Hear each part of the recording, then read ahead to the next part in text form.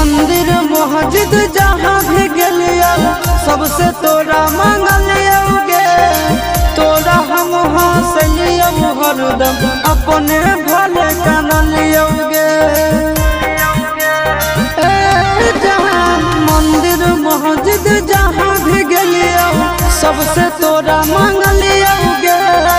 तोरा हम हंसलियो हरदम अपने भले कानलियोगे।